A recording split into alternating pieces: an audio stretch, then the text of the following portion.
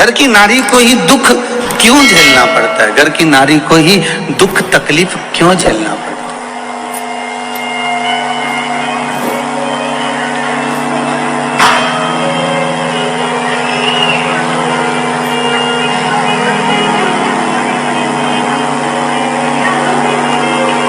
क्यों? तो कहा उसका एक कारण है। घर की जो नारी होती है, घर की जो बहू होती है, घर की जो स्त्री होती है, जो नारी होती है, पूरे परिवार में, पूरे परिवार का भार तत्व जितना भी होता है, पूर्वजों का, पितरों का, आहूतों का, वासुकों का, ये सारा भार घर की नारी के ऊपर होता है। रोटी बनाकर कौन देती है? जम के बोलिए, घर की नारी। भोजन बनाकर किसने दिया? नारी ने। पितरों के लिए अगर भोजन छोड़ा गया है, कंडा पर, गोबरी पर छोड़ा गया, या ब्राह्मण को भोजन कराया गया, भोजन किसने बनाया? जम के बोलते जाओ जल्दी, नारी। पति पूजन की थाली लेकर जा रहा है, उस थाली को लगाया किसने? नारी। 50 लोग घर में भोजन करने आ रहे हैं तो भोजन कौन तैयार कर रही है? घर की नारी। बच्चों को संस्कार कौन दे रही है? घर की नारी। घर के बुजुर्गों की सेवा कौन कर रही है? घर की नारी। तो नारी पर इतना दुख क्यों लिखा होता है? तो शिव महापुराण में भगवान देव अधिदेव महादेव कह रहे हैं, सुनो वृंदा, बड़ा ध्यान लगाकर सुनना कि घर की नारी को ही दुख क्यों झेलना पड़ता है, सारी तकलीफें नारी के हिस्से में क्यों आती है, क्या कारण? अगर घर में विवाद हुआ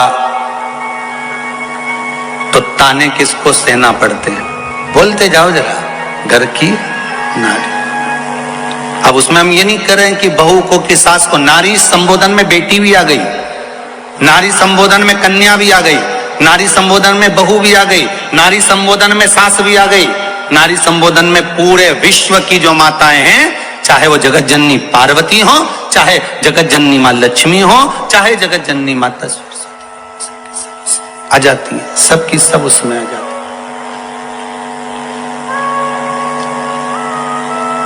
इनके खाते में दुख क्यों लिखा हुआ है? कारण क्या है?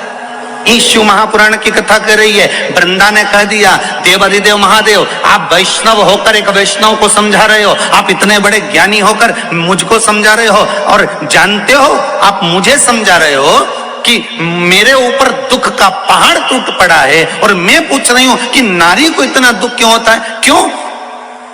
आपकी धर्म पत्नी माता पार्वती तो कैलाश पर निवास कर रही हैं, वो तो सुखी है, उनको दुख क्या, उनको तकलीफ क्या, उनको कष्ट क्या?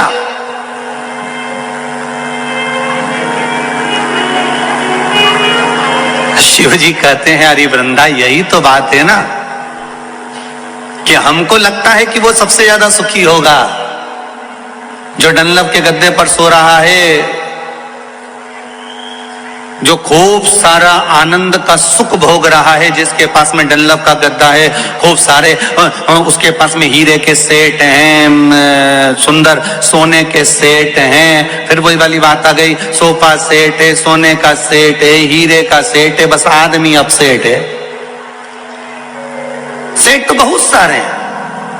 हमको लग रहा है कि इसका बंगला बहुत बड़ा बना हुआ है, हमको लग रहा है इसके पास में संपदा बहुत सारी है, हमको लग रहा है इसके पास में दौलत बहुत सारी है, हमको लग रहा है कि इसके पास में सोना चांदी हीरा पन्ना सब कुछ बहुत सारा है, ये डनलप के गद्दे पे सो रहा है, एसी के रूम में सो रहा है, इसको सारा सुख मिल गया है। पर कभी उसके भीतर का अगर कोई भाव जाने तो दुनिया का सबसे दुखी व्यक्ति वह भी होगा, क्योंकि उसके हृदय में कुछ ना कुछ दुख तो जरूर होगा। ये वही जान सकता है, जिसको है वो जान सकता है कि उसके जीवन में क्या दुख है। शंकर भगवान से माता वृंदा कर रही है कि आपके जीवन में, माता पार्वती के जीवन में सारा सुख है, और आप मुझे ज्ञान दे रहे हो कि नारी के जीवन में दुख तकलीफ क्यों, उसका उत्तर दे रहे हो कि प्रत्येक नारी के जीवन में दुख है। तो पार्वती के जीवन में कौन सा दुख है? माता पार्वती तो अलमस्त आनंद में रहने वाली, उनको किसी चीज की कमी नहीं है। तो पार्वती माता के जीवन में क्या दुख है? शंकर भगवान कहते हैं पार्वती के जीवन में क्या दुख है?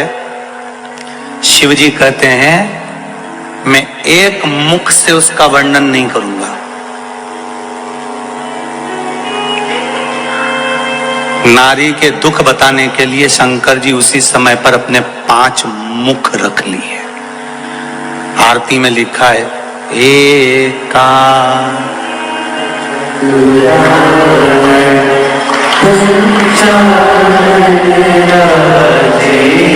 अब एक मुख वाले भगवान विष्णु, 4 मुख वाले ब्रह्मा और 5 मुख वाले शिव जी के 5 मुख कब हुए थे? जब एक नारी के दुख का बखान शंकर जी वृंदा को कर रहे थे।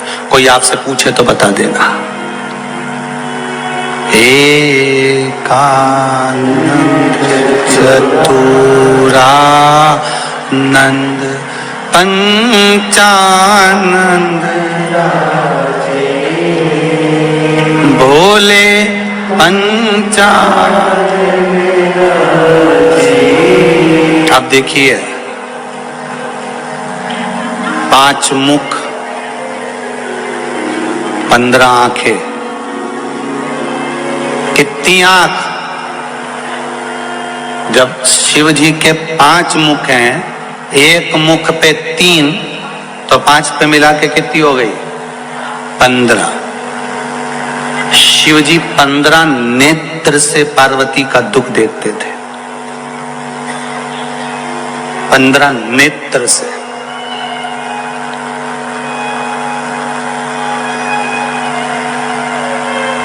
और बखानने के लिए, उस दुख का वर्णन करने के लिए शिव जी ने कितने मुख ले लिए थे?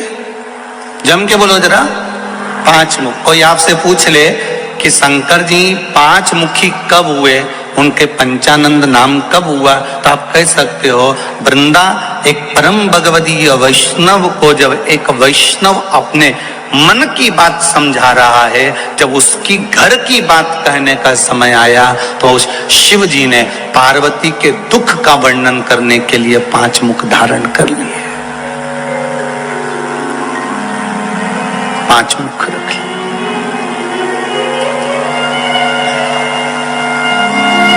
शिव जी कह रहे हैं सुनो वृंदा, 5 मुख से 5 दुख शंकर भगवान वृंदा के सामने पार्वती, क्योंकि वृंदा ने शब्द ऐसा कह दिया था कि आप मुझे समझा रहे हो पार्वती को दुख क्या है, पार्वती को तकलीफ क्या है, पार्वती को कष्ट क्या है।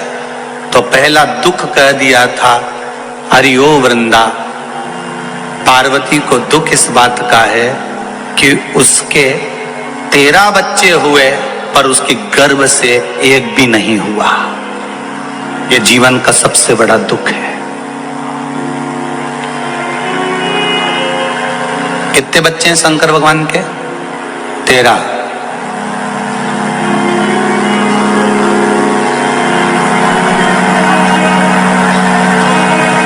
छह लड़की और 7 लड़के शिव जी के। पर माता पार्वती के गर्भ से कितने बच्चों ने जन्म लिया? किसी एक पुराण में कहीं लिखा हुआ बता देना कि ये पार्वती के गर्भ से इस बच्चे ने जन्म लिया। पार्वती के गर्भ से ये बच्चा जन्मा था।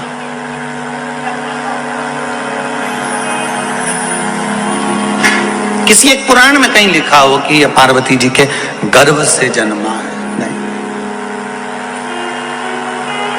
6 पुत्र षडानंद कार्तिकेय का जन्म हुआ तो गंगा जी के जल से हुआ। 5 लड़कियों का जन्म हुआ तो गंगा जी के जल से हुआ। एक बेटी अशोक सुंदरी का जन्म हुआ तो अशोक के वृक्ष से हुआ। गणेश जी का जन्म हुआ तो पार्वती के तन के उपटन से हुआ। अब बचाई कौन है? जो प्रगटा 5 मुख मेरे शिव ने लिए। 15 आंखें मेरे शंकर भगवान ने बनाई है, इसलिए ये 5 मुख से वर्णन करते हुए शंकर जी कह रहे हैं कि दुख नारी का तुम करे हो, पार्वती सुखी है। हमको लगता है कि बहुत बड़े बंगले में रह रहा है, बहुत सारी गाड़ियां हैं, बहुत सारी फैक्ट्रियां हैं, बहुत सारा काम काज है तो व्यक्ति सुखी होगा, पर उसके भीतर की बात वही जान सकता है कि दुख क्या है।